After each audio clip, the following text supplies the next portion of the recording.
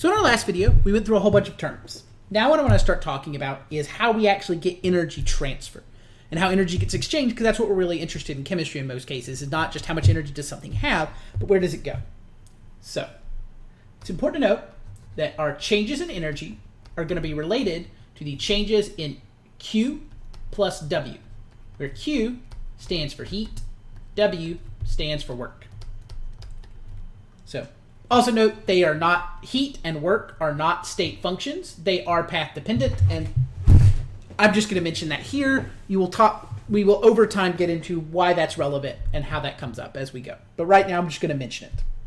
So what does this mean for figuring things out? Well, we can talk about these changes in different ways, so we need to know the sign conventions. Because you'll notice we talk about things entering or leaving. Well, that sounds like positive and negative. So how do we word this? So we've got Q, we've got W, and we have E. So possibilities are we could have positive values or negative values. So for heat, what am I going to say? I'm going to say if it's positive, that means the system gained energy, if Q is positive for the system. If the negative, I'm going to say the system lost thermal energy. And it should have been gained thermal energy. I didn't put that part. Sorry. Now for Q, I think it's really straightforward usually, because gained sounds positive, minus sounds negative. That's okay. For work, people usually have a little more trouble with it though. So the way we're going to say this is if it's positive, work is done on the system.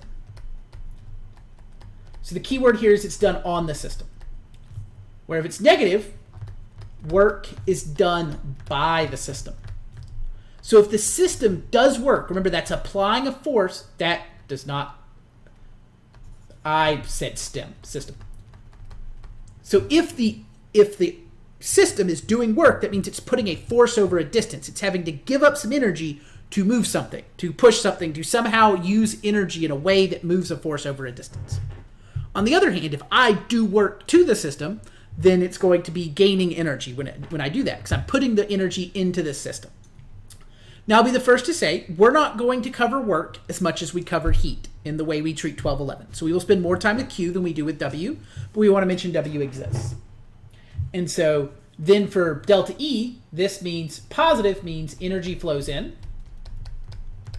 to the system.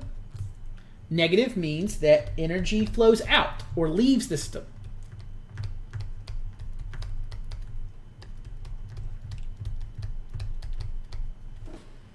So let's look at an example of what this might look like. Do I have one written out for this? I want to make sure I word this well. Yeah. So let's calculate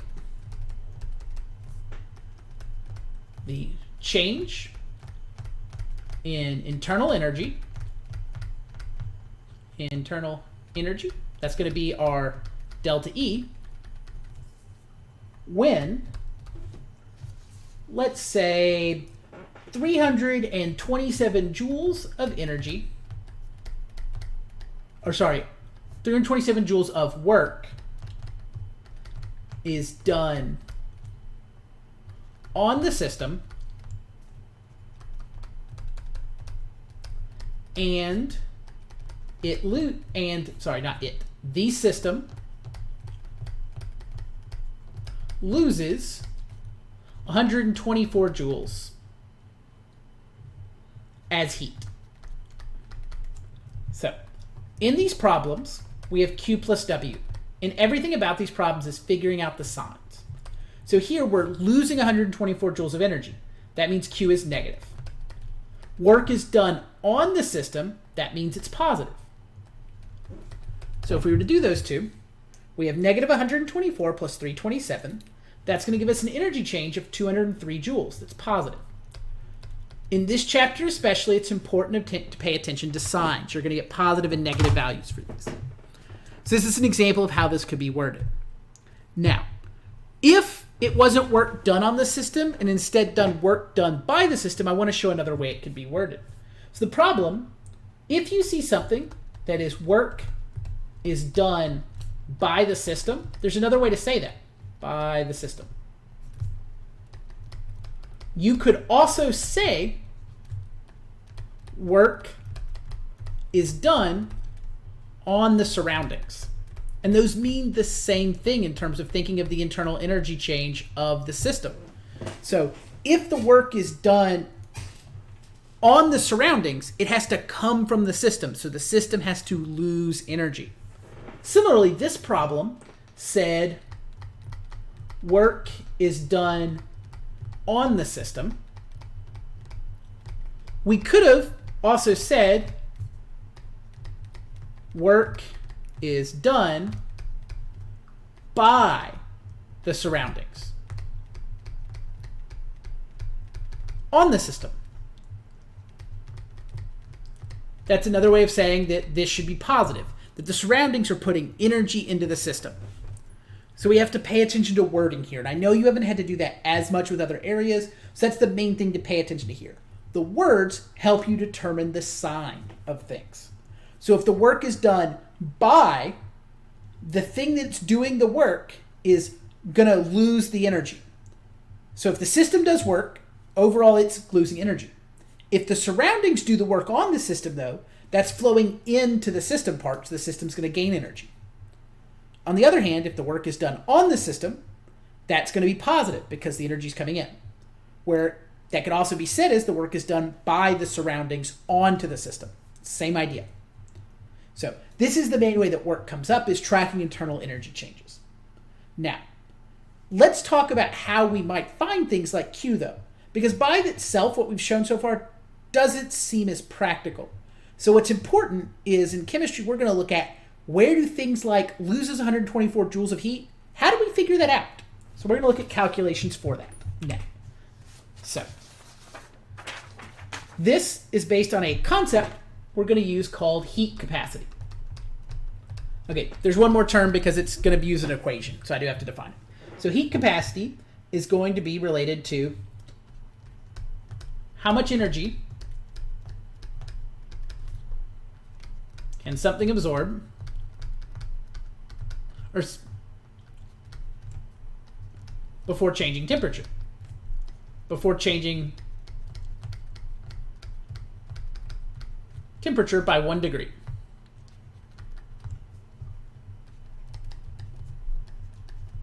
So the most common way we do this is, so let's see, do I want to introduce both these? Yeah, we're just starting it this way. You're going to see this equation, which you may have heard somewhere. People like it. Q equals MCAT, MC delta T.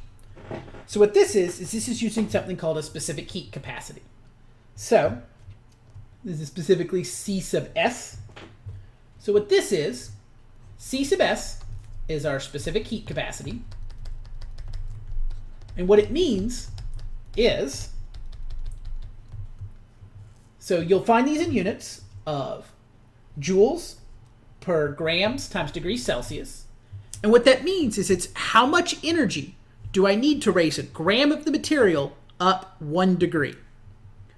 So what matters is, well, how big is it?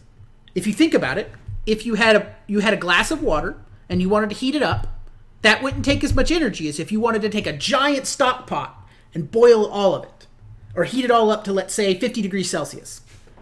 A smaller object takes less energy than a larger object, assuming we're talking about the same substance. So if the mass increases, it's harder to heat it up. So as things get more massive, they're harder to change the temperature. The other thing that matters is, wait, what is it? Because we know different objects heat at different rates. So if you were to try to heat up water, that takes more energy than, let's say, we wanted to heat up some alcohol. Like if you were cooking and you put wine in something, for example, and okay, wine's a bad example, it's got lots of water. So if you were to actually just heat up straight ethanol, ethanol is easier to heat up than water because it doesn't take as much heat to change it. So specifically, if we look up some of these values and see what they look like, the specific heat for water specifically, so for H2O, is that it takes 4.18 joules per gram times degrees Celsius to heat up water. But let's take something else. Let's take a non-liquid. Let's take the specific heat for lead. It's equal to 0.128 joules per grams times degrees Celsius. So lead is way easier to heat up than water. Now, as a final note, your textbook has a whole bunch of these in it. Feel free to look that up. It's got a big table of them. And that will help you out for trying to solve problems. This is the specific heat capacities. That'll help you solve problems. I'm going to look at one specific example now of a problem you can do, and I'll give some values for it. So let's say I find a penny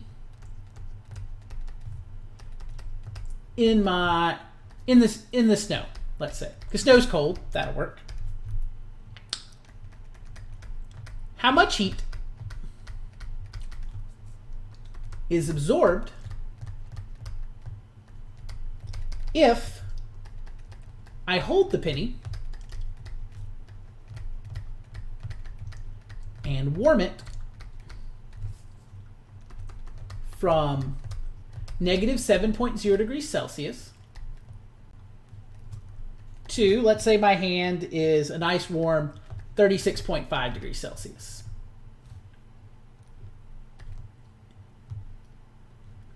And then I need to tell you the penny has a mass of 3.10 grams and is made of copper. And I mention this because while we think of pennies as copper, depending on the age of your penny, many of them will be copper plated and have zinc inside, unless they're really old pennies. It'll just be copper. At least I'm pretty sure that's the right substance. Don't quote me on it. If you're on Jeopardy and it turns out I'm wrong and they don't have zinc in them and it's some other metal, I'm sorry. But I think it's zinc with copper plating. You can check that. The internet is great. And you can tell me if I'm wrong, and someday I'll fix this video. Hopefully I'm right, though. My memory is hopefully good enough. So, what we do is we look up on a big table of what these all are, and if you look up the specific heat for copper, it's 0.385 joules per gram times degrees Celsius. And so our equation is Q equals mc delta T. So we want to know what was the heat change, how much was absorbed. The mass of our penny is 3.10 grams. The specific heat is 0.385 joules per grams degrees Celsius. So we are finding grams. And then our temperature change was, so delta T, just like with delta E, that means you're going to have final minus initial. So anytime you see that delta mark, you're comparing the final state to the initial state. You want to know what happened.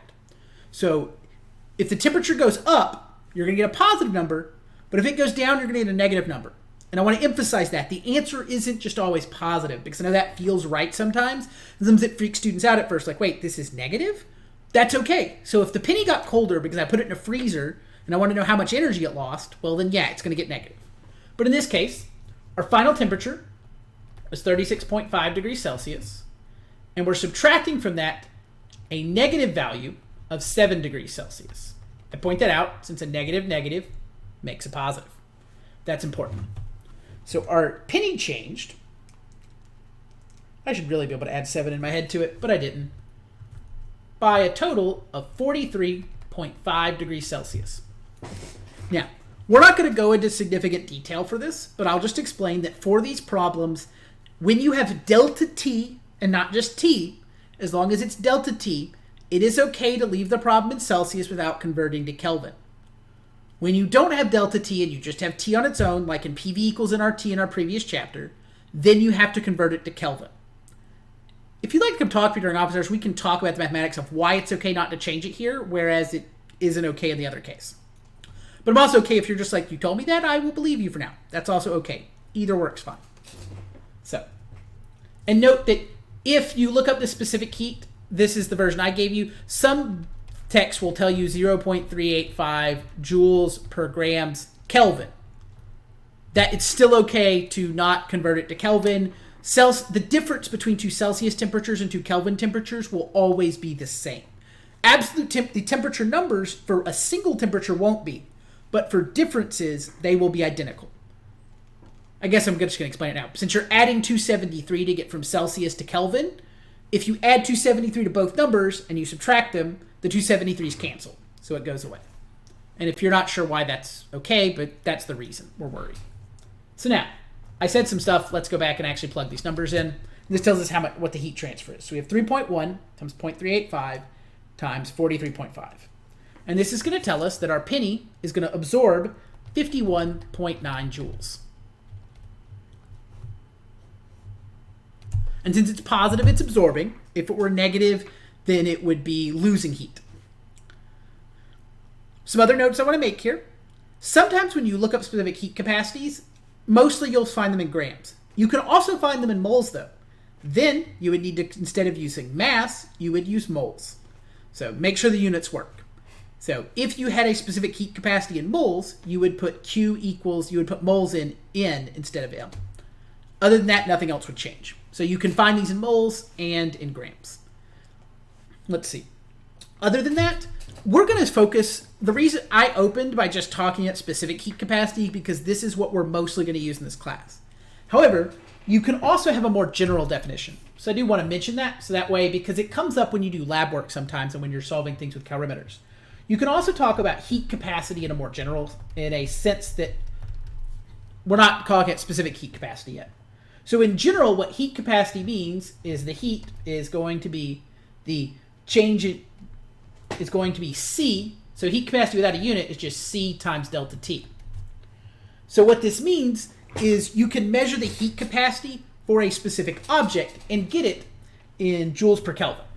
So heat capacity on its own, without the little subscript, is just joules per Kelvin. So you could do this for a specific object. So for example, you could have a cup, and you want to know how, and a metal cup, let's say, and you want to know what's the heat capacity for that cup. And so you could measure it by doing some tests, and you could see how much energy do I need to raise the temperature of that cup. And maybe I find that it takes 172 joules to raise it 1 degree Celsius or 1 degree Kelvin. So you'll also see this in joules per Celsius. That will tell me how hard it is to heat up that specific cup. That's not generalizable. So it can be nice for an experiment. I need to know how hard it is to heat up this container. So I know that if I put in 2,000 joules, I can figure out how much it would heat, how much it would go, what the temperature change would be. Or I can go, oh, if I want the temperature to go up 20 degrees, how much heat do I need to put in? But so we don't have to calculate it every single time. That's why we use that specific heat idea. We have a big table that tells us, oh, if our object is made out of iron, it takes so much heat to raise the temperature of that iron by 1 degree based on the mass of it. But we'll do some experiments where you will calculate a heat capacity to test something and then use it. And then we can figure out how much heat is being transferred by how much the object changes. This is really common in calorimetry, where we'll do calorimetry in the next video, so I'll wait till then. So that makes this a good stopping point. We'll get to calorimetry in a bit. So this is a fine stopping point, and so we will use heat capacity to talk about how much heat a particular object gains or loses.